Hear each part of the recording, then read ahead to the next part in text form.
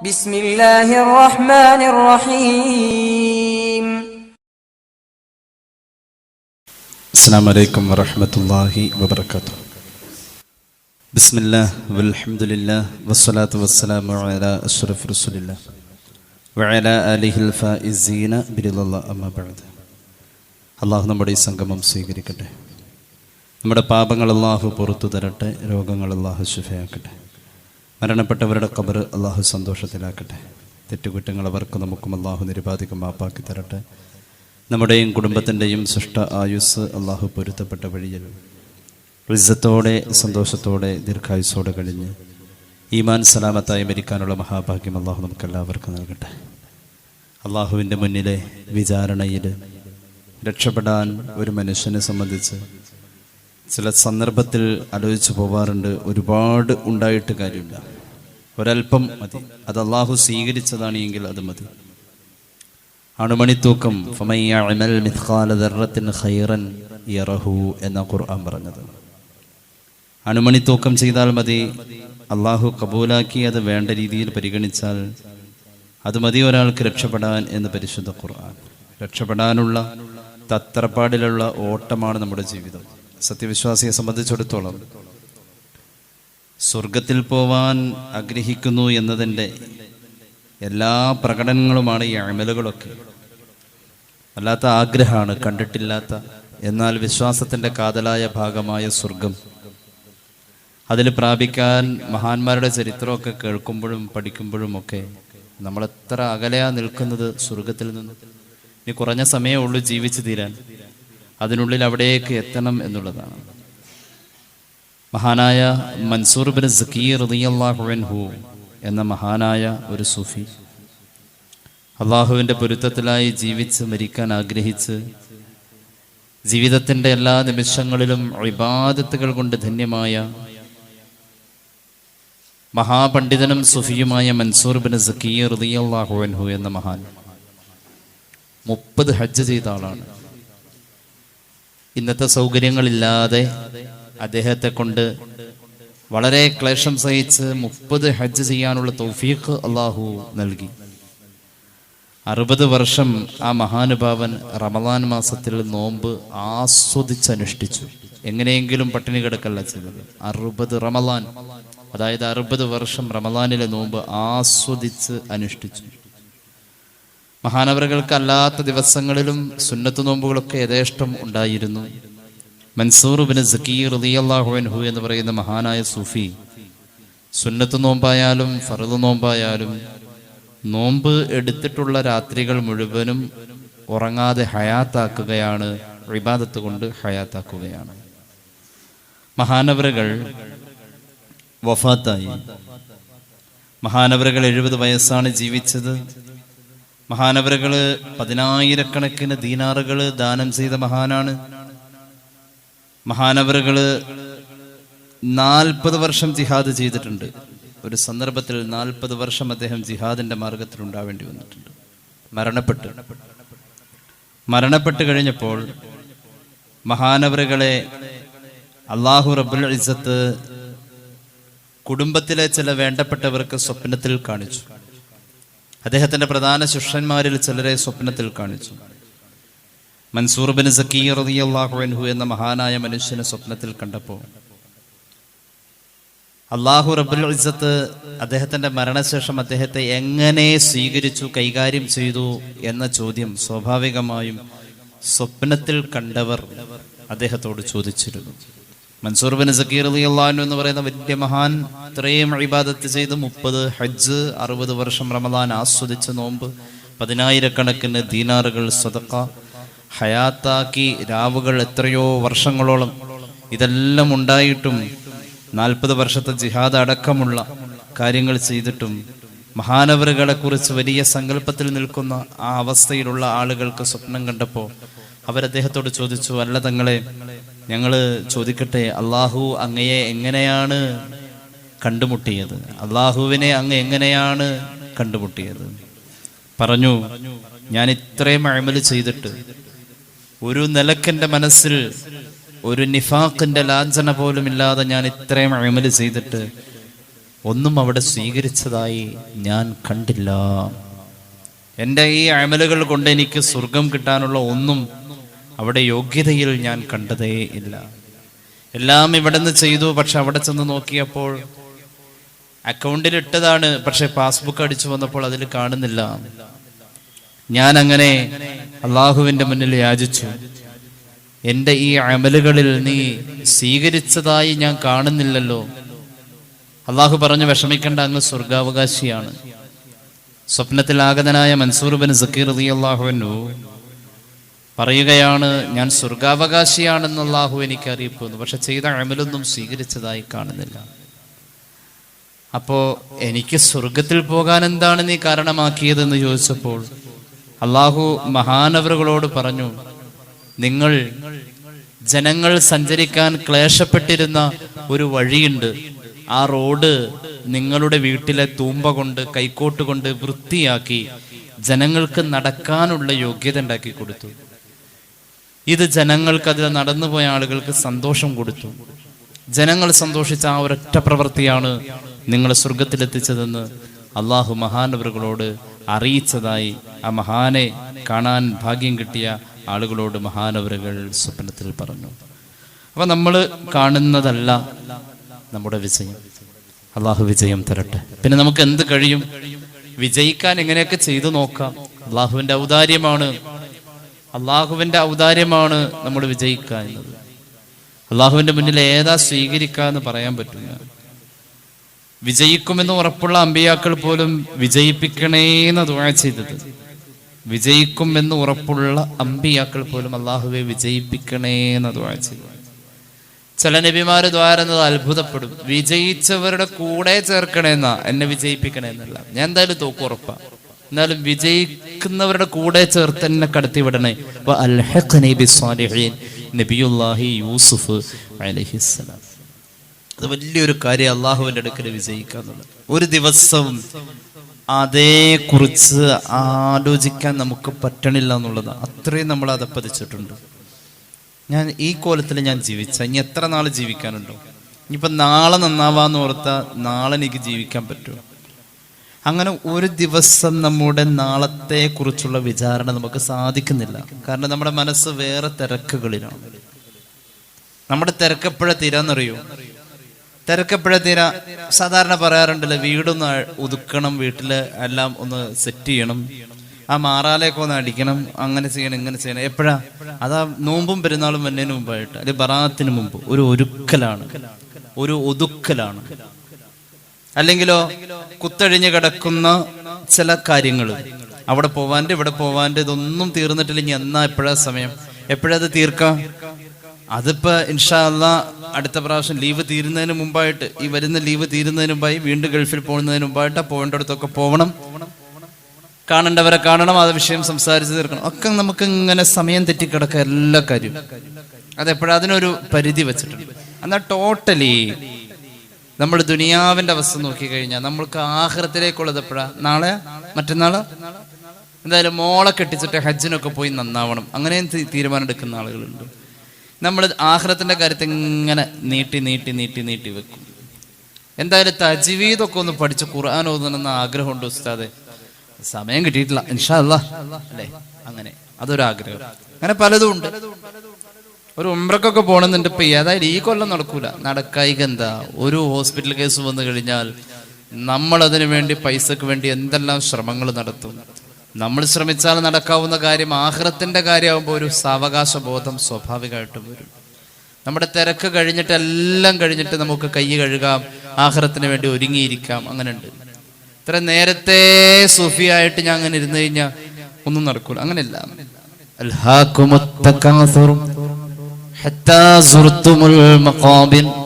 നമുക്ക് തിരക്കാണെന്ന് ഖുർആൻ തന്നെ പറഞ്ഞു, അള്ളാഹു പറഞ്ഞു നമുക്ക് തിരക്കാണ്. അൽഹാക്കും, നിങ്ങളെ ജോലിയാക്കി, അത്തകാസുർ, സമ്പാദിക്കണോലോ, പൊങ്ങച്ചം കാണിക്കണോലോ എന്ന ചിന്ത കൊണ്ട് നിങ്ങൾ തിരക്കായി. അല്ലാതെ എന്തിനാ തിരക്ക്? തിരക്ക് വന്നിരിക്കുന്നത് മനുഷ്യന് രണ്ട് കാര്യത്തിലാണ്. ഒന്ന്, ദുനിയാവ് സമ്പാദിക്കണം എന്നുള്ള കാര്യത്തിലാണ് തിരക്ക് വന്നിട്ടുള്ളത്. രണ്ട്, പൊങ്ങച്ചം കാണിക്കണം, ഞാൻ വലുതാണ്, ഞാൻ മോശമല്ല എന്ന് കാണിക്കാൻ വേണ്ടിയിട്ട് മാത്രമുള്ള തിരക്ക്. ഇതല്ലാത്ത തിരക്കില്ല. ഹത്താ സുർതുമുൽ മഖാബിർ. ആ തിരക്ക് അവസാനിച്ചു എന്ന് പറയണത് നിങ്ങളുടെ ശരീരത്തെ ഖബറിൽ ഇറക്കി വെക്കണ ആ സമയം വരെ. മരിച്ചാലും തിരക്കാണെന്ന് പറയേണ്ടി വരും. ഖബറിൽ എത്തുന്നത് വരെ എന്നാ പറഞ്ഞത്. മരിച്ചു കഴിഞ്ഞാലും ഒരു 5 മിനിറ്റും കൂടി നമ്മുടെ തിരക്ക് ബാക്കി ഉണ്ടാവുന്ന അത്രയും തിരക്കാണ്. ആർക്കാ തിരക്കില്ലാത്തത്? فلتنظر نفس يا أيها الذين آمنوا اتقوا الله ولتنظر نفس ما قدمت لغد واتقوا الله إن الله خبير بما تعملون. നാളെ എന്റെ റബ്ബ് എന്നോട് ചോദിക്കും. അതായത് നാളെ ഞാൻ ഖബറിലാണ് കിടക്കുക. അപ്പൊ റബ്ബ് ചോദിക്കൂലോ, റബ്ബിന്റെ മലക്ക് ചോദിക്കൂലോ എന്താ ഉള്ളേന്ന്. അപ്പൊ എനിക്ക് പറയാൻ ഇന്നതുണ്ടെന്ന് പറയാൻ ജാമിഅ നൂരിയയിൽ ഞങ്ങൾ ചൊല്ലുമ്പോ കളമ്പാടി ഉസ്താദ് ചോദിക്കും, കുട്ടികളെ നിങ്ങൾ ഏതൊക്കെ കിതാബുകൾ ഓതി എന്ന് ചോദിക്കും. ആദ്യത്തെ ചോദ്യം അതാ. അപ്പൊ ഇന്ന കിതാബ് ഓതി എന്ന് പറയുന്നു. അപ്പൊ ഉസ്താദ് കുറെ കിതാബ് ജീവിതത്തിൽ ആദ്യമായിട്ട് കേൾക്കണ കുറെ കിതാബിന്റെ പേര് ഇങ്ങോട്ട് പറയാം. അത് ഓതിയോ ഇല്ല, ഇത് ഓതിയോ ഇല്ല. ആദ്യമായിട്ട് ആ പേരൊക്കെ കേൾക്കുന്നത്. ഇതൊന്നും ഓതാതെ ഇപ്പൊ ഇങ്ങോട്ട് വന്നത്. ഇവിടെ ഓതാൻ വരുന്ന ആൾക്ക് ഇതിനു മുമ്പ് ഇത്ര കിതാബുകൾ ഓതി കഴിഞ്ഞു എന്ന് ഉള്ളത് ഒരു ഉറപ്പ് വേണം. എന്നാലേ ഇവിടെ ഓതുന്നത് നിങ്ങൾക്ക് മനസ്സിലാവും. അപ്പൊ ഇന്നത് ഓതിയോ എന്ന് ചോദിച്ചാൽ ഇന്നത് ഓതിയോ അത് ഓതിയില്ല. അപ്പൊ ഇത് ഓതി, അത് ഓതി, അപ്പൊ അത് മതി, മറ്റേത് ഓതിയില്ല എന്ന് വെച്ചാൽ കുഴപ്പമില്ല. അങ്ങനെ നമുക്ക് ഒരു ചോദ്യം വരാം. ആ ചോദ്യത്തിൽ നമുക്ക് പറയാനുള്ളത് എന്താ? പറയാൻ എത്രയേ ഉള്ളൂ. അള്ളാനെ പേടിച്ചിട്ടാണ് ഞാൻ അത് ചെയ്തത്, അള്ളാനെ പേടിച്ചുകൊണ്ടാണ് ഞാൻ അത് ചെയ്യാതിരുന്നത് എന്ന് പറയാൻ പറ്റുന്ന ഒരു വിവേകത്തിന്റെ പ്രവർത്തനങ്ങളാണ് ഇവിടെ ഉണ്ടായിട്ടുള്ളതെങ്കിൽ രക്ഷപ്പെട്ടു.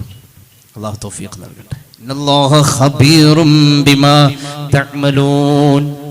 അല്ലാഹു ഖബീറാണ്. ഖബീർ എന്ന് പറഞ്ഞാൽ ഇപ്പൊ ഖബീർ എന്ന് പറഞ്ഞാൽ അങ്ങനെ മനസ്സിലാക്കാം. അള്ളാഹു അറിയുന്നവനാണെന്ന് പറഞ്ഞാൽ പറ്റില്ല. നമ്മളിപ്പോ അട ഉണ്ടാക്കാറുണ്ട് തേങ്ങയും ശർക്കരയൊക്കെ വെച്ചിട്ട്. അത് അട കൈ കിട്ടുമ്പോൾ ചിലർ ചോദിക്കും ഇതിൻ്റെ അകത്ത് അവലാണോ അത് തേങ്ങയും ശർക്കരയാണോ എന്ന് ചോദിക്കും. അല്ലേ, സഹോദരിമാരോട് നമ്മൾ പെട്ടെന്ന് ക്ലിക്കാകാൻ പറ്റൊരു ഉദാഹരണം അതാണ്. സ്വാഭാവികമായിട്ടും അത് ചോദിക്കും. ഇതിൻ്റെ അകത്ത് ഞാനാണ് ചോദിക്കും, ഇതിൻ്റെ അകത്ത് അവലാണെന്ന് പറഞ്ഞാൽ വേണ്ടെന്ന് പറയും, ഇഷ്ടമല്ല എന്ന് പറയും. അല്ലേ, തേങ്ങയും ശർക്കരയാണെന്ന് പറഞ്ഞാൽ ഇത് കിട്ടുന്ന എന്നെ സംബന്ധിച്ചിടത്തോളം അടയാണെന്ന് അറിയാം, ഒരറിവാണിത്. പക്ഷെ ഇത് ഉണ്ടാക്കിയ ആള് ഖബീറാണ്. അതിന്റെ ഉള്ളിൽ എന്താ വെച്ചെന്നുള്ളത് ആർക്കറിയാം? അത് ഉണ്ടാക്കിയ ആള് ഖബീറാണ്.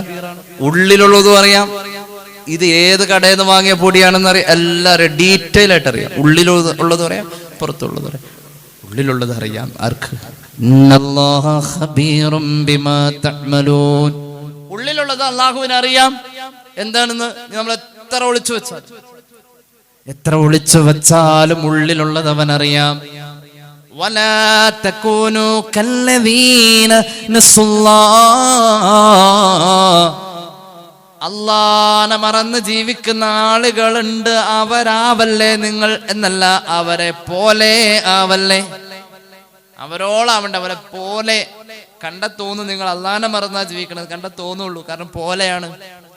ശരിക്കും നിങ്ങൾ അല്ലാഹനെ മറന്നല്ല ജീവിക്കണത്, പക്ഷെ അത് പോലെ തോന്നിക്കാം. ആ പോലെ തോന്നിക്കുന്ന പോലെ നിങ്ങൾ ആവരുത്, അത്രയും സൂക്ഷിക്കണം. വലാ തകൂനൂ കല്ലദീന നസുല്ലാഹ് ഫഔസാഹും അൻഫുസഹും.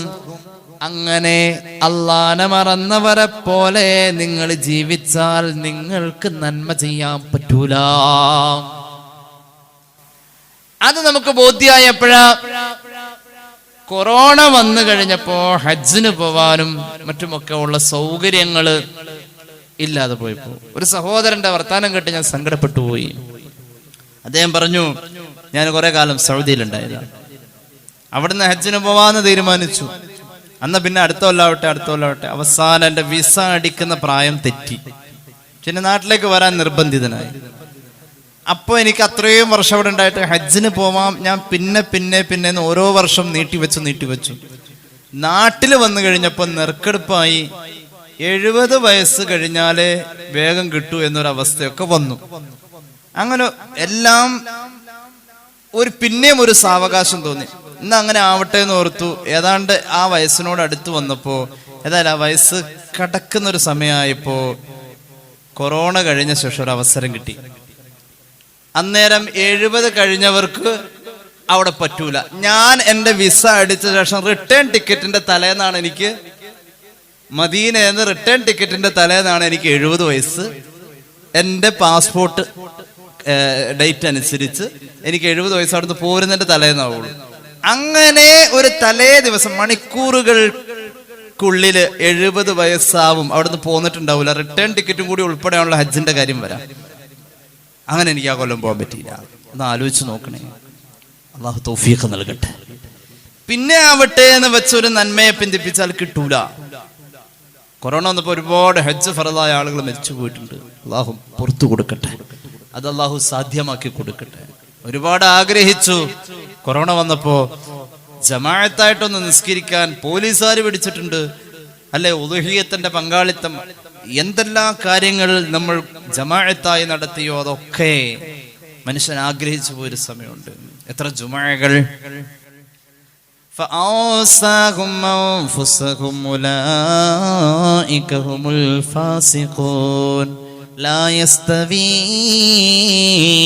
أصحاب النار وأصحاب الجنة أصحاب الجنة هم الفائزون لو أنزلنا هذا القرآن على جبل رأيته خاشعا متصدعا من خشية الله. എത്ര മനോഹരമായ ആയത്തുകൾ. ഓർത്തു വെച്ചോളണേ. സ്വർഗത്തിൽ പോകുന്നവരും നരകത്തിൽ പോകുന്നവരും ഒരുപോലെയല്ല എന്നത് എപ്പോഴും ഓർമ്മ വേണേ. സ്വർഗത്തിൽ പോകുന്നവർക്ക് പണിയുണ്ട്, നരകത്തിൽ പോകുന്നവർക്ക് പണിയില്ല. എന്തുകൊണ്ട്? ഒരു ഹറാമാവാൻ നീയത്ത് വേണ്ട, ഹറാമാവാൻ ശുർത്ത് വേണ്ട, ഫർള് വേണ്ട. ഒരു ചെറിയ നിസ്കാരമാവാൻ എത്ര ഫർളുകൾ? 10-14 ഫർള് വേണം. അതിന്റെ പരിപൂർണ കോലമുണ്ടാവാൻ എത്ര സുന്നത്തുകൾ, ഷർത്തുകൾ വേറെ. ഷർത്തുകളിൽപ്പെട്ട ഒരു ഷർത്താണ് ഉളൂ. ആ ഉളൂഇനുമുണ്ട് ഫറളും ഷർത്തും സുന്നത്തും. ഇതൊക്കെ കഴിഞ്ഞൊരുപാട് ഫറളുകളും ഷർത്തുകളും സുന്നത്തുകളും ഇങ്ങനെ പടിപടിയായി പാലിച്ചു വന്ന് അവസാനം നിസ്കരിക്കാൻ കൈകെട്ടിയാൽ നിസ്കാരത്തിന്റെ നിബന്ധനയിൽ പറയാത്ത ഒരു നിബന്ധനയും വന്നു. മനസ്സിൽ നിസ്കാര ബന്ധമില്ലേ, ആ നിസ്കാരം ശൂന്യമാ. അല്ലാഹു കാത്തുരക്ഷിക്കട്ടെ. അപ്പൊ സ്വർഗത്തിൽ പോണാക്ക് പണിയുണ്ട്, നരകത്തിൽ പോണാക്ക് നീയത്തും വേണ്ട, ഫർദൂല ഷർത്തുല ഒള്ളൂല ഖിബലല തലയും മറക്കേണ്ട. അങ്ങനെ ചെയ്താൽ മതി, പോയിക്കോളും വേഗം. അപ്പൊ ഈ സ്വർഗത്തിൽ പോണ ആൾക്ക് 70 ഇരട്ടി, 700 ഇരട്ടി, 7000 ഇരട്ടി എന്ന ഇരട്ടി ഇരട്ടി ഇരട്ടി ഇരട്ടി കൂലി അള്ളാഹു കൊടുത്തത് അവന്റെ ഔദാര്യ. അള്ളാഹു തരട്ടെ, അള്ളാഹു തൗഫീഖ് നൽകട്ടെ. നമ്മുടെ മരണശേഷം എന്തെങ്കിലും ഒന്ന് കാണാൻ വേണമല്ലോ. അമ്പിയാക്കൾ ദുആയിരുന്നു, പടച്ചോനെ ഞാൻ മരിച്ചാൽ എന്റെ മരണശേഷം ജനങ്ങൾ മനസ്സിൽ തട്ടിപ്പറയണം, നല്ലൊരു മനുഷ്യനാ മരിച്ചുപോയത്. ആ സഹോദരിയെ പറ്റി പറയണം, നല്ലൊരു സഹോദരിയാ മരിച്ചുപോയത്. നമ്മുടെ മഹല്ലിലെ ഒരു സഹോദരനെ പറ്റി ഇന്നലെ ഞാൻ എന്റെ സഹപ്രവർത്തനോട് ചോദിച്ചു, അദ്ദേഹം മരിച്ചുപോയോന്ന്. എന്തുകൊണ്ട്? ഒന്നാമത്തെ സഫിൽ അദ്ദേഹമുണ്ട്. നമ്മുടെ ഹൈദർക്ക് അല്ലാഹു മഗ്ഫിറത്ത് കൊടുക്കട്ടെ. മിനി ഞാൻ അവിടെ നിന്ന് ഭക്ഷണം വന്നു, ഞാൻ ചോദിച്ചു ഹൈദർക്ക ഉണ്ടോ? എനിക്ക് ഒരു സംശയം. ആ മയ്യത്ത് പരിപാലനത്തിലും അവിടെ ദ്വാരക്കാനൊക്കെ ഞാൻ തന്നെ ഉണ്ട്. പക്ഷെ ആ ഒന്നാമത്തെ സഫിലുള്ള പോലെ ഓർത്തു പോവാ. പള്ളിയുടെ മുന്നിൽ ആ തിണ്ണലിരിക്കുന്ന പോലെ മറക്കാൻ പറ്റണില്ല. ഓർത്തു പോകും ചില മുഖങ്ങൾ. അങ്ങനെ എത്ര കൊല്ലം കഴിഞ്ഞാലും ഖലീലുള്ളാഹി തങ്ങളെ നമ്മൾ ഓർക്കുന്നു. ആ ചരിത്രം വായിക്കുമ്പോൾ മുന്നിലുള്ള പോലെ തോന്നുന്നു. എത്ര കൊല്ലം കഴിഞ്ഞാലും ഉമർ ഇബ്നുൽ ഖത്താബിനെ ജനങ്ങൾ ഓർക്കുന്നു. ഇത് സാധിച്ചില്ലേ? എങ്ങനെയാ അവർക്കത് സാധിച്ചത്? അവരുടെ ദുആഇന്റെ ശക്തിയാണത്. അങ്ങനെ നമുക്ക് 4 ആള് നല്ലത് പറയാൻ നമ്മളായിട്ടുണ്ടാക്കി വെച്ചാൽ കാലം എത്ര കഴിഞ്ഞാലും പേരക്കുട്ടിയോട് കഥ പറഞ്ഞു കൊടുക്കാൻ വല്ലുപ്പയുടെ ഇതിഹാസം ചരിത്രമാണ്. നാലാളെന്ന് പറഞ്ഞാൽ വിരല് കൊണ്ട് എണ്ണാവുന്ന 4 മതി. നല്ലത് 4 മതി നമ്മളെ പറ്റി നല്ലത് പറയാൻ. മുഅ്മിനീങ്ങൾ പറയണമെന്നുള്ളൂ. അത് ഒരു പ്രാവശ്യം പറഞ്ഞാൽ മതി, മലക്ക് ഏറ്റു പറയും. പിന്നെ മലക്കിന്റെ ഡ്യൂട്ടി ഖിയാമത്ത് നാൾ വരെ അങ്ങനെ നല്ലത് പറഞ്ഞുകൊണ്ടിരിക്കില്ല. ഒരാളെ അള്ളാഹു അംഗീകരിച്ചാൽ ജിബ്രീലിനെ വിളിച്ച് അലൈഹിസ്സലാം പറയും, അള്ളാഹു പറയും, ജിബ്രീലെ ഇന്ന ആളെ എനിക്ക് ഇഷ്ടായിട്ടോ. ജിബ്രീൽ അലൈഹിസ്സലാം വന്നുകൊണ്ട് 1-ാം ആകാശത്തിലും 7-ാം ആകാശത്തിലും ഒക്കെ വന്ന് വിളിച്ചു പറയും, അള്ളാഹു ഇഷ്ടപ്പെട്ട ഒരാളുണ്ട്, അവരെ നിങ്ങളും ഇഷ്ടപ്പെടണോട്ടോ എന്ന് പറയും. അങ്ങനെ മലക്കുകളോ കേട്ടവർ കേൾക്കാത്തവരോട് ഇങ്ങനെ പറയും. അങ്ങനെ മലക്കുകൾ നമ്മളെ അറിയാതെ അങ്ങോട്ട് ഇഷ്ടപ്പെടാണ്. അത് വലിയൊരു തൗഫീഖാണ്. 4 ആള് നല്ലത് പറയണം, നാവ് കൊണ്ട് തന്നെ പറയണം. അള്ളാഹു തൗഫീഖ് നൽകട്ടെ. ബിസ്മില്ലാഹിർ റഹ്മാനിർ റഹീം. വത്തഖൂ യൗമൻ തുർജഊന ഫീഹി ഇലല്ലാഹ് ثم توفى كل نفس ما كسبت وهم لا يظلمون. സൂറത്തുൽ ബഖറ. ഒരു ദിവസം വരാനുണ്ട്, ഒറ്റ ദിവസം എല്ലാവർക്കും ഉണ്ടാവും. ലൈഫിലെ ഏറ്റവും ഇമ്പോർട്ടന്റ് ആയ ദിവസം ആ ദിവസമാണ്. ഏത് ദിവസം? നമ്മൾ ജനിച്ച ദിവസം. നമ്മുടെ ലൈഫിലെ ഏറ്റവും പ്രാധാന്യമുള്ള ദിവസം നമ്മുടെ കല്യാണ ദിവസമല്ല. കല്യാണ ദിവസമല്ല, അഡ്ജസ്റ്റ് ചെയ്യാം കല്യാണ ദിവസങ്ങൾ. എന്തേ? 11:30 നിക്കായ 11:35 40 ഇന്ന് ഫോട്ടോ നന്നായിട്ട് എടുക്കുകയാണെങ്കിൽ ഒരു 12:35 വരെയൊക്കെ ആക്കാം. അഡ്ജസ്റ്റ് ചെയ്യാം കല്യാണ ദിവസം. വേണമെങ്കിൽ ഒരു ദിവസം കൂടി ഇന്ന് തിരക്കാണ്, എന്തേ കല്യാണത്തിന്റെ തിരക്കായിട്ട് കല്യാണം തന്നെ കഴിക്കാൻ മറന്നുപോയ ആളെന്ന് പറയുന്ന പോലെ നമുക്ക് അഡ്ജസ്റ്റ് ചെയ്യാം ദിവസം.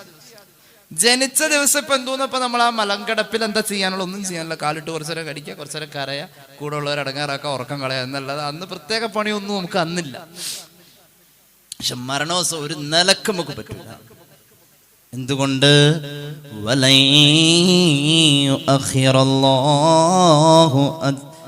നഫ്സൻ ഇദാ ജാഅ അജലുഹാ. ഒരു ശരീരത്തിന്റെ സമയം എത്തിയാൽ, അതിന്റെ അലാറം അടിച്ചു കഴിഞ്ഞാൽ അള്ളാഹു ഒരു നിലക്കും അപ്പുറത്തേക്ക് ആ ശരീരത്തിനൊരു സാവകാശം കൊടുക്കൂല. അത് നമ്മുടെ കയ്യിലല്ല. ആ തളർച്ച അങ്ങ് വന്നു കഴിഞ്ഞാൽ, ക്ലാസ്സിലിരുന്നപ്പോ ദേഹാസ്വസ്ഥ്യം തോന്നി, ഒരു സാധാരണ പനി പോലെ ഒരു ചെറിയ അസ്വസ്ഥത അനുഭവപ്പെട്ടു.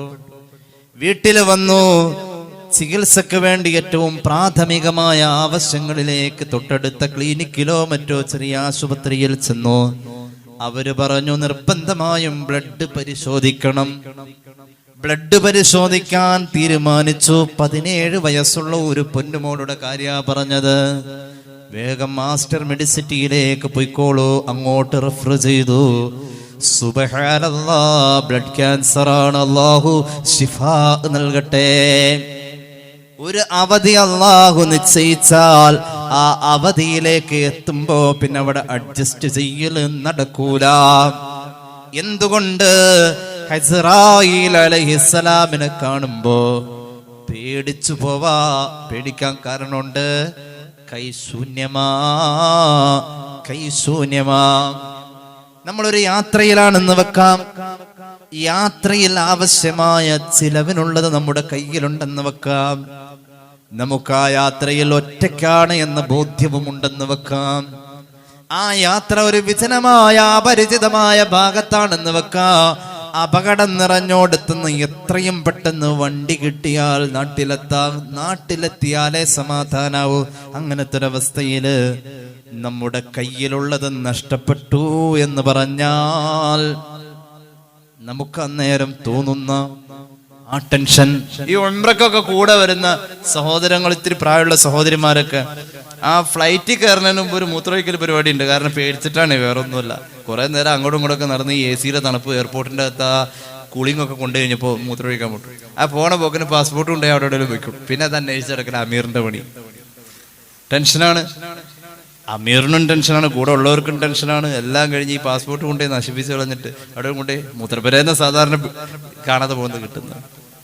അപ്പൊ ഈ ആൾക്കുണ്ടാകുന്ന ഒരു ടെൻഷൻ, കയ്യിലൊന്നുമില്ല അവിടെ കൊടുക്കാൻ, അവിടെ കാണിക്കാൻ, റിസൾട്ട് നോക്കിയാൽ വട്ടപൂജ, ടെൻഷൻ ഉണ്ടാവും.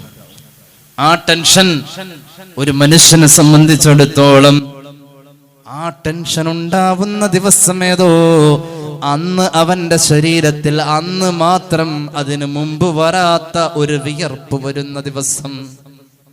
വേർക്കൂലോ?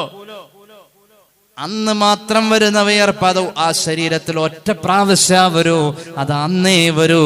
അന്ന് ശരീരത്തിന്റെ ഉറങ്ങിക്കിടക്കുന്ന ഏത് ഗ്രന്ഥിയും അന്ന് പ്രവർത്തിക്കും.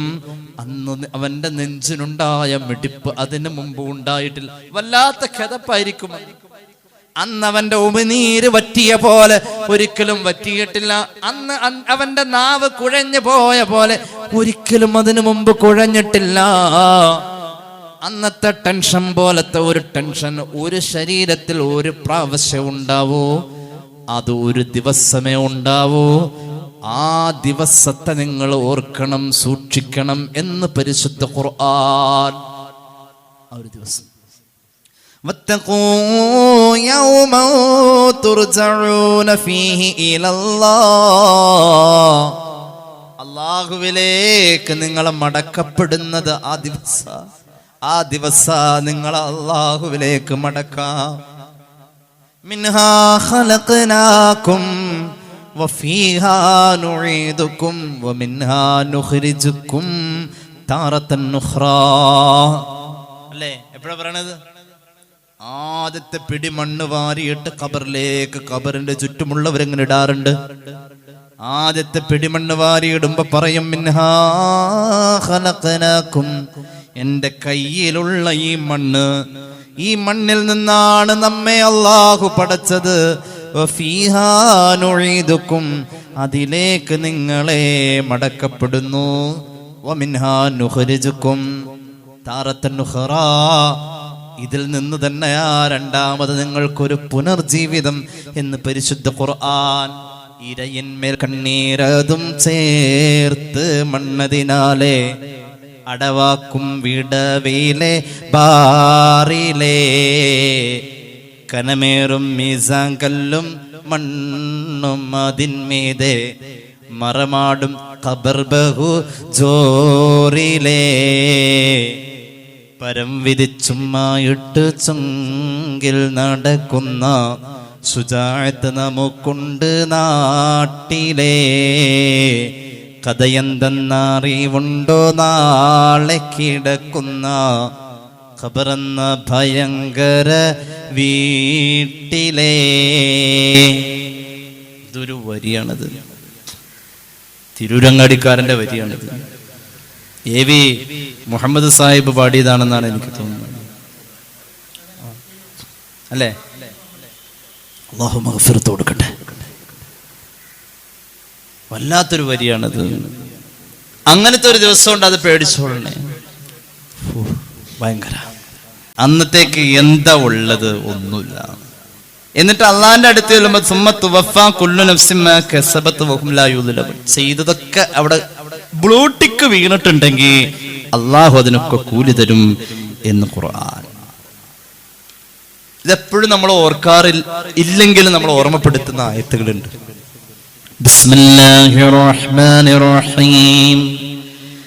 ഇന്നാ നഹ്നു നുഹ്യിൽ മൗതാ വനക്തുബു മാ ഖദ്ദമൂ വആസാറഹും വകുല്ല ശൈഇൻ അഹ്സൈനാഹു ഫീ ഇമാമിൻ മുബീൻ. എവിടെ ഉണ്ടായത്? സൂറത്ത് യാസീൻ. എന്താ പറഞ്ഞത്?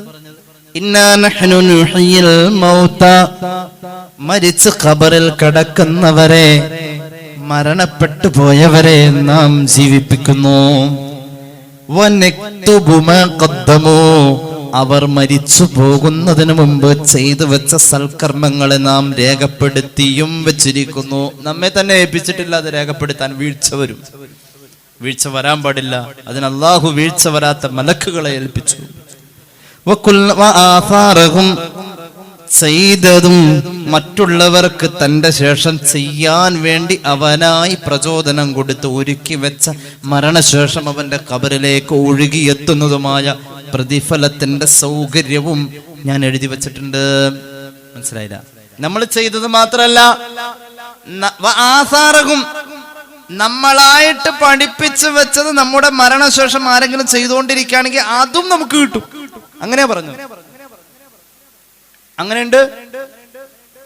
നമ്മൾ ചെയ്തത് മാത്രമല്ല, നമ്മൾ ഒരു പ്രാവശ്യം ചെയ്തോളൂ, അതിന്റെ ശേഷം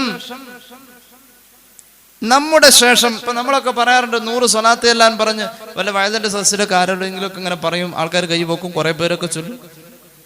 നമ്മൾ എത്ര കാലം കഴിഞ്ഞാലും ഏതായാലും എല്ലാവരും ഒരുമിച്ച് ഒരു ദിവസം മരിക്കൂലല്ലോ. ഇത് പറഞ്ഞു കൊടുത്ത ആൾ മരിച്ചാലും ശേഷം അത് ചൊല്ലിക്കൊണ്ടിരിക്കുന്ന ആൾ ചൊല്ലുന്നതിന്റെ ഒരു വിഹിതം എത്തിക്കൊണ്ടിരിക്കും. അള്ളാഹു തൗഫീഖ് നൽകട്ടെ. ഒരാളെ കൊണ്ട് നല്ലത് ചെയ്ത് അപ്പൊ സ്വാലിഹീങ്ങളായ മക്കളെ നമ്മൾ നിർമ്മിച്ചു കഴിഞ്ഞാൽ, അവരെ പഠിപ്പിച്ച് ആ കോലത്തിലാക്കിയാൽ ആ മക്കൾ ചെയ്യുന്ന സ്വലാഹിയത്ത് മുഴുവനും വാപ്പാടും മാടും കബറിലേക്ക്. അത് ഞാൻ എത്ര കാലം കഴിഞ്ഞാൽ എൻ്റെ വാപ്പ പഠിപ്പിച്ചത് മക്കള് ചെയ്താൽ ആര് ചെയ്താലും അവിടെയാണ് ഇൽമിന്റെ ഒക്കെ മഹത്വം. അത് ഒരാൾക്ക് അറിയിച്ചു കൊടുത്ത് അയാളെ കൊണ്ട് ചെയ്യാൻ പ്രചോദനം കൊടുക്കുമ്പോൾ അയാൾ ചെയ്യുന്നതിന്റെ ഒരു വിഹിതം ഇങ്ങനെ വന്നുകൊണ്ടിരിക്കും. ഇത് നമുക്ക് പെട്ടെന്ന് മനസ്സിലാവും. ഇപ്പോൾ ഈ ഒരു പുതിയ ബിസിനസ് വന്നിട്ടുണ്ട്. നമ്മുടെ അണ്ടറിൽ വേറൊരാളെ ചേർത്ത് കഴിഞ്ഞാൽ അവരുടെ കമ്മീഷൻ നമുക്ക് കയറുമെന്ന് പറയും. അത് പെട്ടെന്ന് ക്ലിക്കാവും. പക്ഷെ അത് വേണ്ട, നമുക്ക് അത്തരം ബിസിനസ് വേണ്ട. ഈ ബിസിനസ് നല്ല പഠിപ്പിച്ചൊരു ബിസിനസ് ഉണ്ട്. ഇത് ഭയങ്കര അതിന്റെ ഒരു വിഹിതം കിട്ടും. നിങ്ങൾ ചെയ്തത് ഹബീബായ നബി തങ്ങൾ പഠിപ്പിച്ചല്ലോ സല്ലല്ലാഹു അലാ മുഹമ്മദ്. عن أبي هريرة رضي الله عنه قال رسول الله صلى الله عليه وسلم മരിച്ച് ഖബറിൽ കിടന്നാൽ നമുക്കിങ്ങനെ ഒഴുകി ഒഴുകി വരുന്ന 7 കാര്യങ്ങളുണ്ട്. പ്രതിഫലം നിലച്ചു പോവാത്ത 7 കാര്യങ്ങൾ. ഇന്ന മിമ്മാ യൽഹഖുൽ മുഅ്മിന മിൻ അമലിഹി വഹസനാതിഹി ബഅദ മൗതിഹി. മരിച്ചാലും അവന്റെ അമലിൽ നിന്ന് പോവാത്ത 7 കാര്യങ്ങൾ. ഖബറിൽ ഗുണം കിട്ടുന്ന 7 കാര്യങ്ങൾ. ഇൽമൻ അലിമഹു വനശറഹു. താൻ അറിയുകയും മറ്റുള്ളവർക്ക് പ്രചരിപ്പിക്കുകയും ചെയ്ത ഇൽമാണ് ഒന്ന്. അല്ലാഹു തൗഫീഖ് നൽകട്ടെ. രണ്ടാമത്തേത് വലദൻ സ്വാലിഹൻ തറക്കഹു. തനിക്ക് വേണ്ടി ദുആ ചെയ്യുന്ന മനസ്സുള്ള നല്ലൊരു മോനെ, നല്ലൊരു മോളെ. സന്ധ്യ ആയി കഴിഞ്ഞാൽ ദിക്റ് ചൊല്ലി ശീലിപ്പിച്ച് പിന്നെ നിസ്കാരത്തിൽ കയറി നിസ്കാരത്തിന്റെ ജമാഅത്തും ഖുർആൻ പാരായണവും, സത്യം തല പോയാലും സത്യമേ പറയൂ, നല്ല ദീനിയായ ബോധവും. മക്കളെ അങ്ങനെ വളർത്തിയാൽ ആ മക്കൾ ആണാവട്ടെ പെണ്ണാവട്ടെ മരിച്ചാൽ നമ്മുടെ ഖബറിൽ ഉപകാരം. രണ്ടാമത്തേത് അത് ഖാല റസൂലുള്ളാഹി. മൂന്നാമത്തേത് മുസ്ഹഫൻ വറസഹു. താൻ ഒരാൾക്ക് ഓതാൻ കൊടുത്തേൽപ്പിച്ച മുസ്ഹഫ്, കിതാബ്. അങ്ങനെയുണ്ട്. എനിക്ക് ഒരു സഹോദരൻ, പണ്ഡിത സഹോദരൻ കുറേ കിതാബ് വാങ്ങി തന്നു. അങ്ങനെ ഞാൻ ഒരിക്കൽ അതിങ്ങനെ എടുത്ത് നോക്കിയപ്പോൾ ഓർത്തു, പെട്ടെന്ന് അദ്ദേഹത്തെ ഓർത്തു. കക്കടിപ്പുറം അബൂബക്കർ മുസ്ലിയാരുടെ ശിഷ്യനാണ് അദ്ദേഹം. അല്ലാഹു മഗ്ഫിറത്ത് കൊടുക്കട്ടെ. അങ്ങനെ ഞാൻ അദ്ദേഹത്തെ തൊട്ടടുത്ത ആ നാട്ടിലൂടെ യാത്ര പോയപ്പോൾ അദ്ദേഹത്തെ അന്വേഷിച്ചു. അപ്പൊ അദ്ദേഹത്തെ പറ്റി നാട്ടുകാർ പറഞ്ഞു, നല്ലൊരു മരണം, നാട് ശ്രദ്ധിച്ച മരണം. ആ വലിയ ഇൽമുള്ള ആ നാട്ടിലെ മഹല്ല് പ്രസിഡന്റ് ആയിരുന്ന ആ കാരണവര്, കക്കടിപ്പുറം അബൂബക്കർ മുസ്ലിയാരുടെ ദർസിൽ പഠിച്ച മഹാപണ്ഡിതൻ മരിച്ചു. എനിക്ക് കിതാബ് തരുമ്പോ അദ്ദേഹം മരിക്കുമ്പോ ഒന്ന് യാസീനൊന്നും ഒന്നും പറഞ്ഞില്ല. ഞാനതിങ്ങനെ നിരന്തരം ഉപയോഗിക്കുമ്പോൾ അതിൻ്റെ ഒരു പ്രതിഫലം, ഞാനോ അല്ലെങ്കിൽ അതുപോലെ ആരും ഉപയോഗിക്കുന്നു, അവരുടെ ഖബറിലേക്ക് അതിൻ്റെ ഒരു പ്രതിഫലത്താ. ചിന്തിച്ചു പോയതാണത്. ഒരു ഉഖറവിയായ നേട്ടം കിട്ടുന്ന ഒരു ഗ്രന്ഥം, മുസ്ഹഫാവാം, ഹദീസിന്റെ കിതാബാവാം, എന്തുമാവാം. അതാണ് മൂന്നാമത്തേത്. നാലാമത്തേത് മസ്ജിദൻ ബനാ. പടച്ച റബ്ബിന്റെ പള്ളി നിർമ്മിക്കുന്നതിലേക്ക് എന്തെങ്കിലും കൊടുത്തിട്ടുണ്ടെങ്കിൽ അത്. അഞ്ചാമത്തേത് ബൈതൻ ലിബ്നിസ് സബീലി ബനാ. ജനങ്ങൾക്ക് ഉപകാരപ്പെടുന്ന മറ്റേതെങ്കിലും കെട്ടിടം നിർമ്മിക്കാൻ കൂടിയാൽ, ക്ലബ്ബ് നിർമ്മിക്കാനല്ല. നമ്മുടെ ഈ ബിൽഡിങ്ങിന്റെ നിർമ്മാണത്തിൽ പലരും പലതും കൊടുത്തിട്ടുണ്ട്. അതൊക്കെ ഖബറിൽ ഉപകാരമുള്ളതാണ്. ഔ നഹ്റൻ അജ്റാ. ജനങ്ങൾക്ക് കുടിവെള്ളം എത്തിക്കാനുള്ള ഏതെങ്കിലും പദ്ധതികൾ, വല്ല കിണറോ മറ്റോ കൂടിയിട്ടുണ്ടെങ്കിൽ.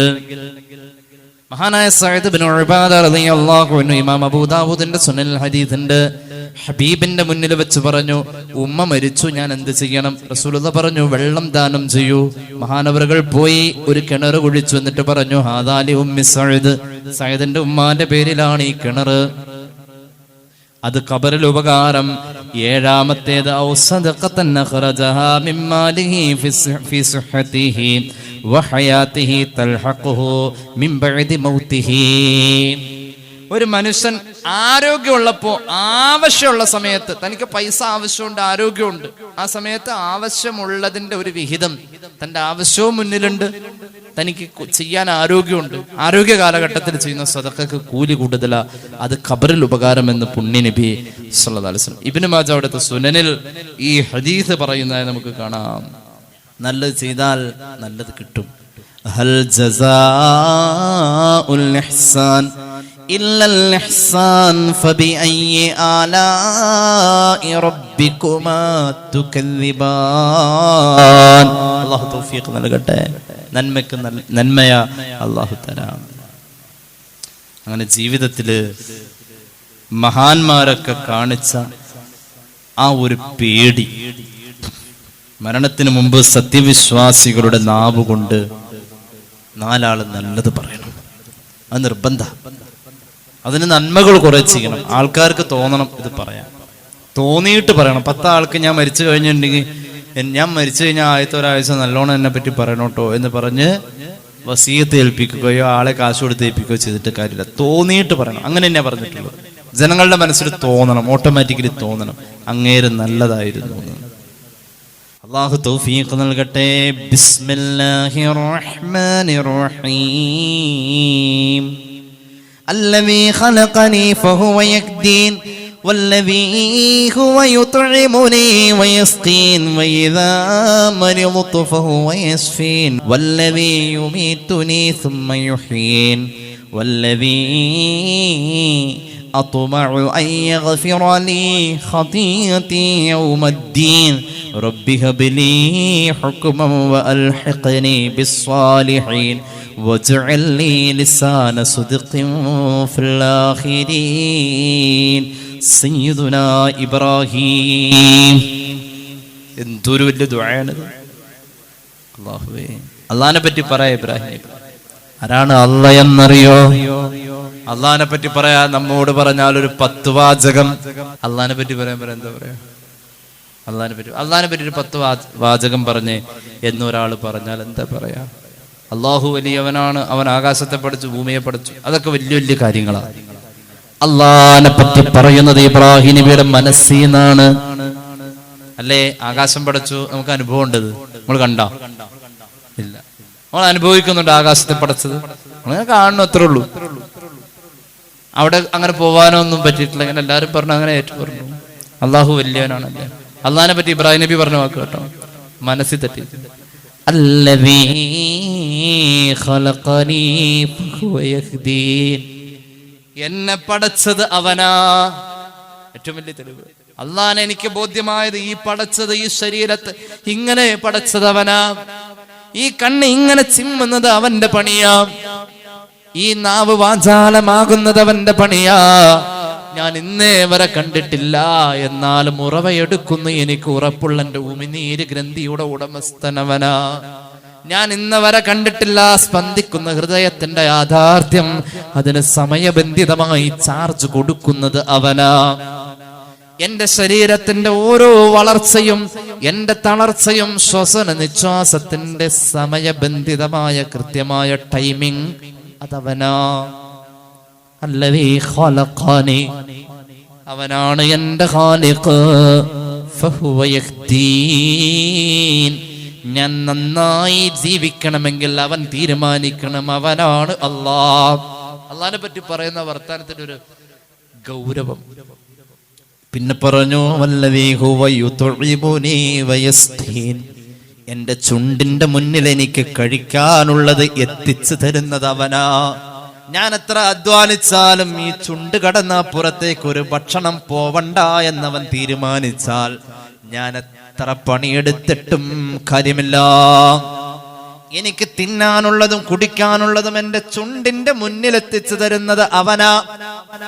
നമ്മൾ ആലോചിച്ചിട്ടുണ്ടോ? നമ്മൾ ജീവിക്കുന്ന ഈ അറ്റ്മോസ്ഫിയറിൽ ഓക്സിജൻ ഉണ്ട്, ഹൈഡ്രജൻ ഉണ്ട്, ഹീലിയം ഉണ്ട്, പല പല വാതകങ്ങൾ, മൂലകങ്ങൾ എങ്ങനെ നിറഞ്ഞു നിൽക്കാം.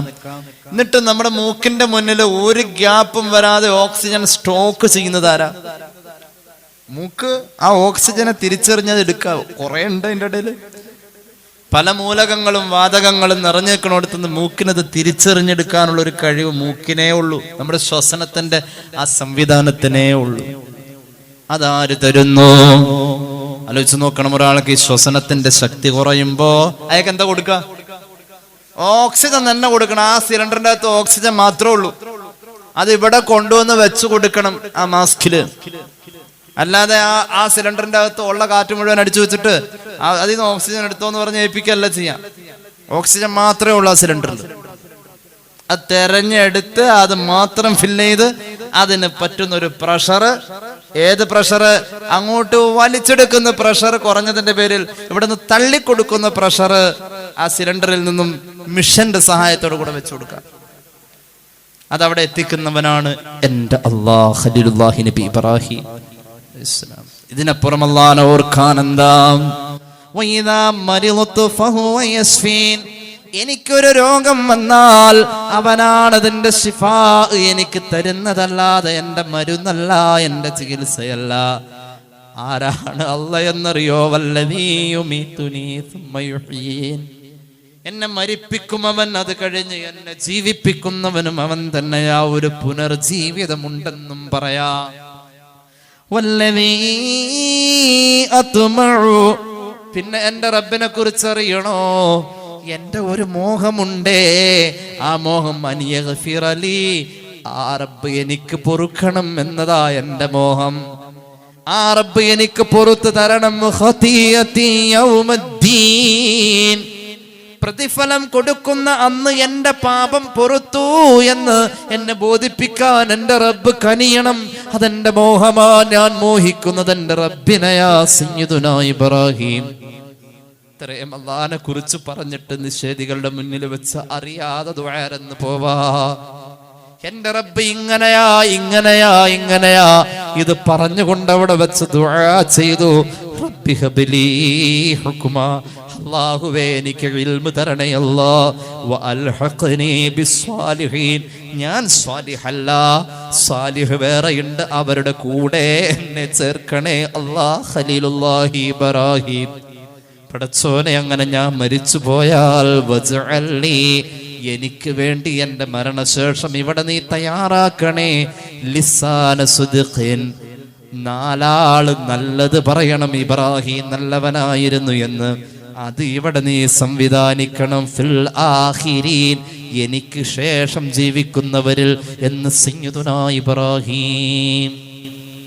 അല്ലാഹു തരട്ടെ. അത് വല്ലാത്ത കാര്യം. അത് നാലാള് നല്ലത് പറയാൻ അല്ലാഹ് ഇത് സ്വീകരിച്ചു.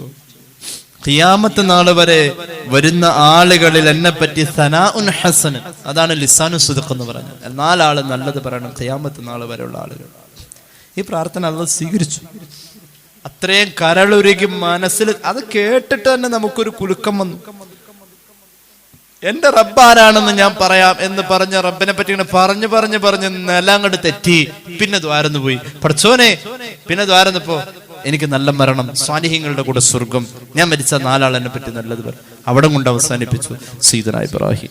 ഇങ്ങനെ ദ്വാരന്നു, വൈകാരികമായി ദ്വാരന്നു, അള്ളാഹിനെ പറ്റി വൈകാരികമായി പറഞ്ഞിട്ട്. എന്നിട്ട് ഇബ്രാഹിം നബിയുടെ ആ ദ്വാ അല്ലാഹ് സ്വീകരിച്ചില്ല. സ്വീകരിച്ചു. എപ്പോഴത് പറഞ്ഞെന്നറിയോ? ഇബ്രാഹിം നബി പോണ വഴിക്കല്ല പറഞ്ഞത്. ഇബ്രാഹിം നബിയുടെ ദുആ സ്വീകരിച്ചു എന്ന മഹാന്റെ ജീവിതത്തില് ഏറ്റവും വലിയ മാനസിക സംഘർഷമുള്ള ദിവസം സമാധാനിപ്പിച്ചുകൊണ്ട് പറഞ്ഞു. ആ മനുഷ്യന്റെ ജീവിതത്തിൽ ധർമ്മസങ്കടം എന്ന് പറയും അല്ലേ? ധർമ്മസങ്കടം എന്ന് പറഞ്ഞാൽ എങ്ങനെയാ? ധർമ്മസങ്കടം എന്ന് പറഞ്ഞാൽ എന്ത് ചെയ്യണം എന്നറിയാതെ സ്തംഭിച്ചു പോകുന്ന ചില സന്ദർഭങ്ങളുണ്ട്. ഇബ്രാഹിം നബിയെ സംബന്ധിച്ചിടത്തോളം ചെയ്യാൻ തീരുമാനിച്ചു. പക്ഷെ ചെയ്യുന്നോടത്ത് മാനസികമായി പ്രതികൂലമായി മഹാനവറുകളെ പിൻവലിക്കാനുള്ള എല്ലാ സാഹചര്യവും ഉണ്ടായി. അപ്പൊ മഹാനവറുകള് അതിനെ അതിജയിച്ചു. ചെയ്യാൻ തീരുമാനിച്ചു ഉറപ്പിച്ച കാര്യം മകനെ അറുക്കലാണ്. മകനെ അറുക്ക എന്നത് വാശി പിടിച്ചു നിൽക്കുന്ന കുട്ടിയോടല്ല. കുട്ടി പറഞ്ഞു, അല്ലാഹ് അറുക്കാനാ പറഞ്ഞെങ്കിൽ അറുത്തോ, അറുത്ത് വെട്ടി നുറുക്കി ദൂരെ കളയാനാ പറഞ്ഞെങ്കിൽ അങ്ങനെ, എനിക്ക് ഒരു കുഴപ്പമില്ല. അങ്ങനെ പറയണം, മോനെ എന്തും പറഞ്ഞപ്പോ അറക്കാൻ കൊണ്ടുപോവാ. അങ്ങനെ നിൽക്കുന്ന ഒരു മാനസികമായ ഒരു പ്രതിസന്ധിയുടെ മുന്നില് അങ്ങനെ ഒരു നിലക്ക് മനസ്സ് പെടയാണ്. 100 വയസ്സ് പ്രായമുണ്ട് ഈ കൊച്ചിനെ അറക്കാൻ കൊണ്ടുപോകുന്ന സമയത്ത്. മോൻ പറഞ്ഞു 10 വസീയത്ത് പറയുന്നുണ്ട്, 10-15 വസീയത്ത് പറയുന്നുണ്ട് വാപ്പാനോട്. അതിലൊരു വസീയത്ത്, എന്നെ കമഴ്ത്തിയാ കിടത്താവൂ, മലത്തി കിടത്തി അറക്കരുത്, എന്റെ മുഖം കണ്ട വാപ്പിച്ചിക്ക് അറക്കാൻ പറ്റൂല. അറക്കാൻ കൊട്ടേഷൻ കൊടുത്താൽ പോരാ, സ്വന്തം കൈകൊണ്ട് തന്നെ ചെയ്യണമെന്ന് അള്ളാഹു പറഞ്ഞത്. അന്നി അദ്ബഹുക ഫൻദുർ മാദാ തറാ, ഞാൻ സ്വന്തം അറുക്കണം. അങ്ങനെ പോണ സമയത്ത് പിന്തിരിപ്പിക്കാൻ വേണ്ടിയിട്ട് ജംറയുടെ ഭാഗത്ത് വന്നിട്ട് ഇബ്ലീസ് പല കോപ്രായങ്ങളും കാണിച്ചു. കല്ലെടുത്ത് എറിഞ്ഞു, 7 ആദ്യം എറിഞ്ഞു. അതാണ് ഇന്ന് ഹജ്ജിൽ ചെയ്യുന്ന ജംറയിലെ കല്ലേറ്. മിനയിലേക്ക് പോകണം, മിനാ താഴ്വാരത്തിൽ പോകണം, ഏകദേശം ഈ അറവ് നടക്കുന്നിടത്തേക്ക് എത്തണം. അതിൻ്റെ ഇടയിൽ ഒരുപാട് ചിന്തകൾ. 10 ദിവസം ഉറക്കം കെടുത്തിയ ഒരു വിഷയമാണിത്. വൽ ഫജ്ർ വലയാലിൻ അശർ, എത്രയാ? 10 രാത്രി. 10 രാത്രി ഉറക്കം കെടുത്തി ഒരു തീരുമാനം എടുക്കാൻ വിവരമില്ലാഞ്ഞിട്ട. ലോകത്ത് ഇത്രയും പക്വതയുള്ള മനുഷ്യനാരുള്ളത്? ഈ പ്രതിസന്ധിയിൽ മഹാൻ വിജയിച്ചു എന്ന വിജയത്തിന്റെ റിസൾട്ട് കിട്ടി അന്ന് തന്നെ മറ്റേ റിസൾട്ടും പറഞ്ഞു. ഏത് റിസൾട്ട്? അന്ന് ദ്വാരുന്നല്ലോ, മരിച്ച 4 ആള് നല്ലത് പറയണമെന്ന് ദ്വാരുന്നല്ലോ, അതും അല്ലാഹു സ്വീകരിച്ചു. ഇത് 2 റിസൾട്ട് ഒരുമിച്ച പറഞ്ഞത്. മനസ്സിലായില്ല? 2 കച്ചവടത്തിന്റെ ലാഭം എന്താണ്? വനാദൈനാഹു അയ്യാ ഇബ്രാഹിം ഖദ് സ്വദ്ദഖത റുയാ ഇന്നാ കദാലിക നജ്സിൽ മുഹ്സിനീൻ ഇന്ന ഹാദാ ലഹുവൽ ബലാഉൽ മുബീൻ വഫദൈനാഹു ബിദിബ്ഹിൻ അദീം. ഇബ്രാഹിം നബിയെ അങ്ങ് കണ്ട സ്വപ്നം സാക്ഷാത്കരിച്ചു, അങ്ങ് പരീക്ഷണത്തിൽ വിജയിച്ചു. ഇതൊരു വല്ലാത്ത പരീക്ഷണം, പ്രപഞ്ചത്തിൽ അതുപോലെ പരീക്ഷണം വേറെ ഇല്ല. ഇതൊരൊറ്റ പരീക്ഷണേ ഉള്ളൂ. അതിനായി അള്ളാഹു അങ്ങയെ തെരഞ്ഞെടുത്തതിൽ അങ്ങ് വിജയിച്ചു. വിജയത്തിന്റെ റിസൾട്ട് പറഞ്ഞതിന്റെ കൂടെ തന്നെ അള്ളാഹു അതങ്ങ് നടത്തി കൊടുത്തു. പണ്ട് കാബീലും ഹാബീലും തമ്മിലുള്ള ആ കഥയിൽ ഹാബീല്, മഹാനായ ഹാബീല് അന്ന് ഖുർബാൻ കൊടുത്ത ഒരാടുണ്ട്. ആകാശത്തേക്ക് ഉയർത്തപ്പെട്ട ആ ആടിനെ സ്വർഗത്തിൽ വെച്ച് വളർത്തിയിട്ട് അള്ളാഹു ഭൂമിയിലേക്ക് ഇറക്കി കൊടുത്തു. മിനയിൽ ജിബ്രീൽ അലൈഹിസ്സലാം ആടിനെ കൊണ്ടുവന്നു. എന്നിട്ട് അതിനറുത്ത് കൊണ്ട് അതിന് പരിഹാരം പ്രതിക്രിയ ചെയ്തു. അതിനു മുമ്പ് 100 ആട് ഒരിക്കൽ അറുത്തതാ പോരാന്ന് പറഞ്ഞു. അതിനു മുമ്പ് 100 ആട് അറുത്തതിനു ശേഷം 100 ഒട്ടകം വേറെ അറുത്തു, അതും പോരാന്ന് പറഞ്ഞു. മോനെ തന്നെ അറുത്ത മതി എന്ന് പറഞ്ഞു. എന്നിട്ട് അവസാനം മോനെ അറുക്കൂന്ന് ഉറപ്പായപ്പോ വിജയിച്ചു എന്ന് പ്രഖ്യാപിച്ചു. ഒറ്റ ആട് കൊണ്ട് പരിപാടിയും തീർത്തു. ആട് സ്വർഗത്തിൽ നിന്ന് വന്നു. അപ്പൊ കിട്ടുന്നൊരു സന്തോഷത്തിന്റെ കൂടെ പിന്നെ പറഞ്ഞു ഖിയാമത്ത് നാൾ വരെ ഈ മനുഷ്യനെ കുറിച്ച് ഓർക്കാൻ, നല്ലത് പറയാൻ ഖിയാമത്ത് നാൾ വരെ കോടിക്കണക്കിന് ആളുകളെ നാം വെച്ചിട്ടുണ്ട് ഇബ്രാഹിം എന്ന അല്ലാഹുവിന്റെ പ്രഖ്യാപനം. അതിനുവേണ്ടി ദ്വാരുന്നല്ലോ, അള്ളാഹിനെ പറ്റി പറഞ്ഞപ്പോൾ ദ്വാരുന്നു. ഇതെല്ലാവരും ആഗ്രഹിക്കുകയും ദ്വാരക്കുകയും ചെയ്തതാണ്. നമുക്ക് അള്ളാഹു തൗഫീഖ് നൽകട്ടെ. ഞാൻ മരിച്ച എന്നെ പറ്റി 4 ആള് നല്ലത് പറയണം. ഈ ദുആ നൂഹ് നബി ചെയ്തതാ, ഇത് മൂസാ നബി ചെയ്തതാ, ഇത് ഹാറൂൻ നബി ചെയ്തതാ, ഇത് ഇല്യാസ് നബി ചെയ്തതാ. പരിശുദ്ധ ഖുർആൻ വതറക്നാ അലൈഹി ഫിൽ ആഖിരീൻ സലാമുൻ അലാ നൂഹിൻ ഫിൽ ആലമീൻ വതറക്നാ അലൈഹിമാ ഫിൽ ആഖിരീൻ സലാമുൻ അലാ മൂസാ വഹാറൂൻ വതറക്നാ അലൈഹി ഫിൽ ആഖിരീൻ സലാമുൻ അലാ ഇല്യാസീൻ. സൂറത്ത് സാഫാത്തിന്റെ 78, 79, 119, 120, 129, 130 ആയത്തുകൾ നബിമാരാഖിലം ഇങ്ങനെ ദ്വാരുന്നു. വേണം, അതിനുള്ള പ്രവർത്തനം ആദ്യം ഉണ്ടാക്കി വെക്കണം. എന്നിട്ട് പടച്ചോനെ ഇപ്പോഴല്ല ഇതിന്റെ റിസൾട്ട്, നല്ല റിസൾട്ട് എനിക്ക് നിന്റെ ഖബറിലേക്ക് കിട്ടണം. അതിനുവേണ്ടി അമ്പിയാക്കളുടെ ഈ ദുആ, ഇത് ചെയ്യാതെ എങ്ങനെ സ്വർഗം കിട്ടാം?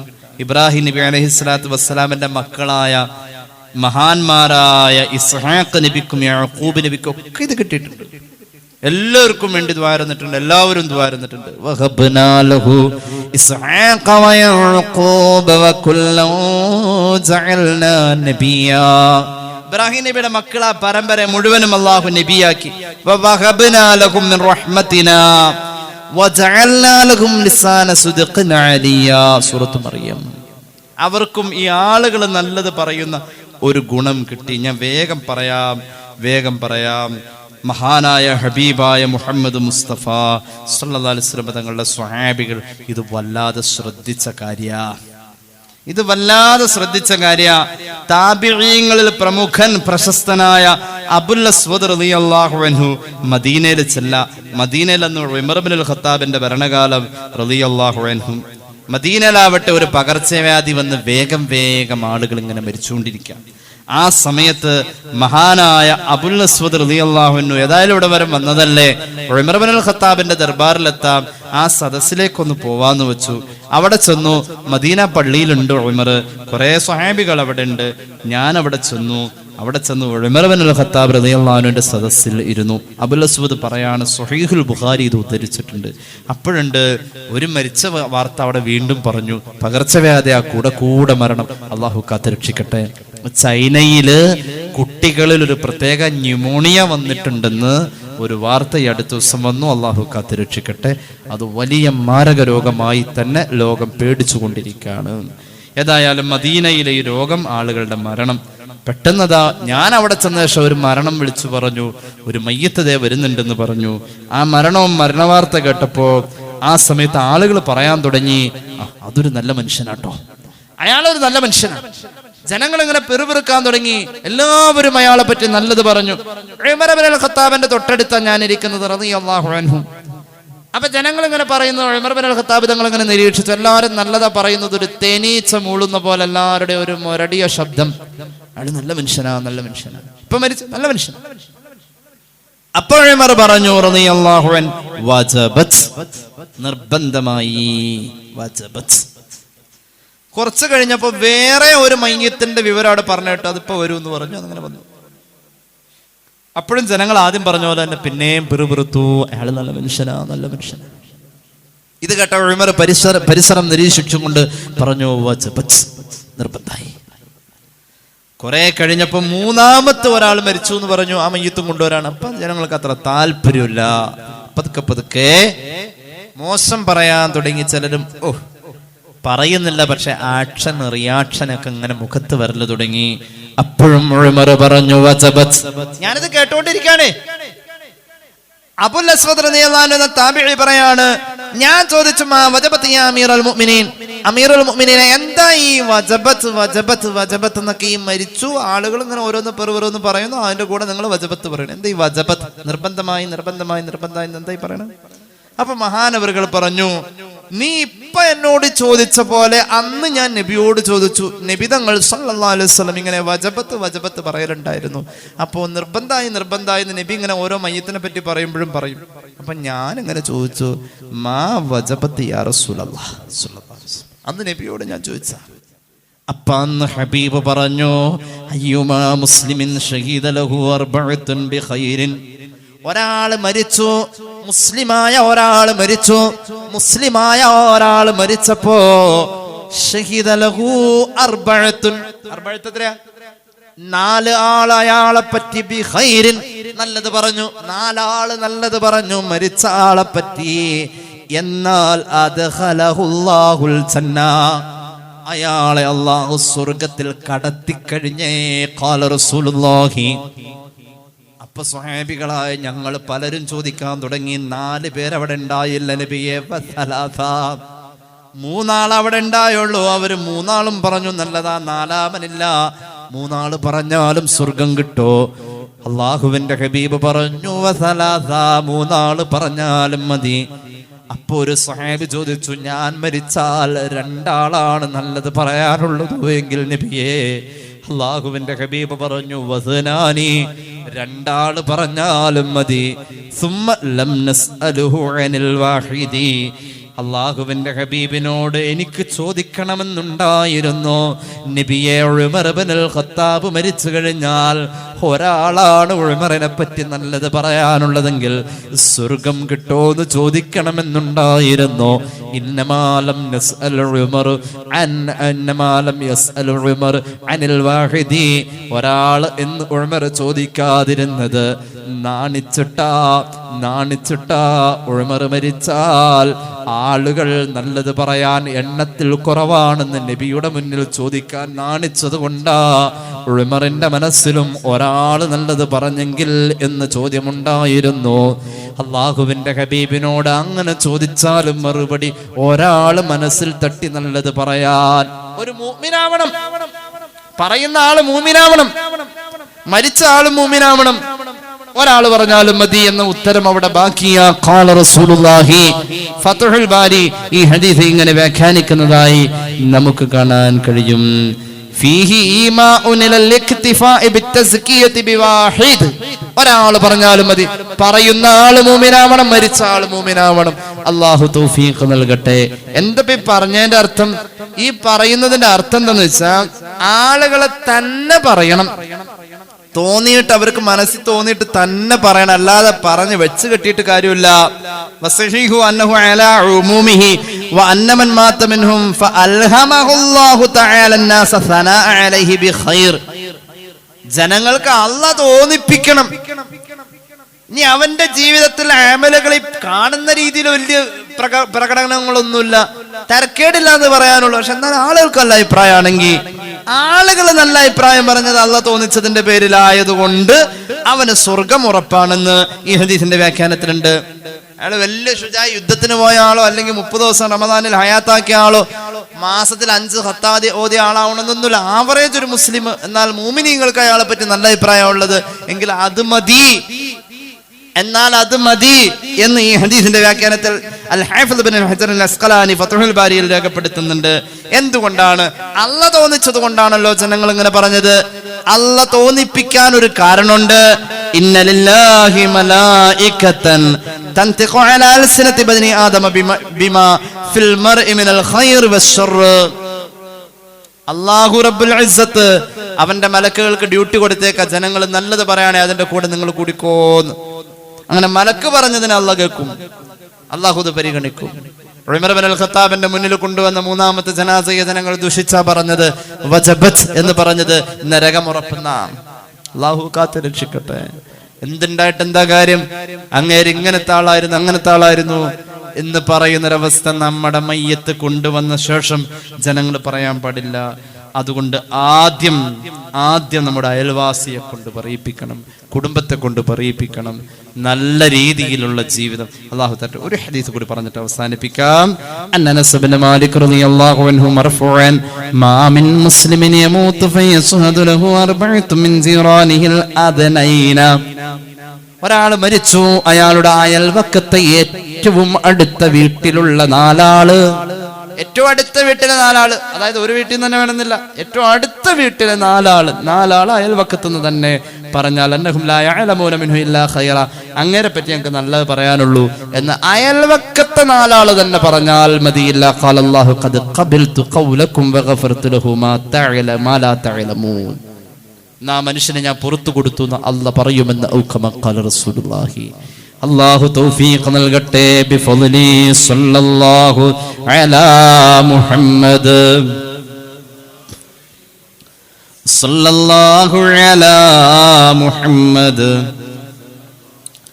അല്ലാഹുമ്മ സല്ലി അലാ മുഹമ്മദ് യാ റബ്ബി സല്ലി അലൈഹി വസല്ലം.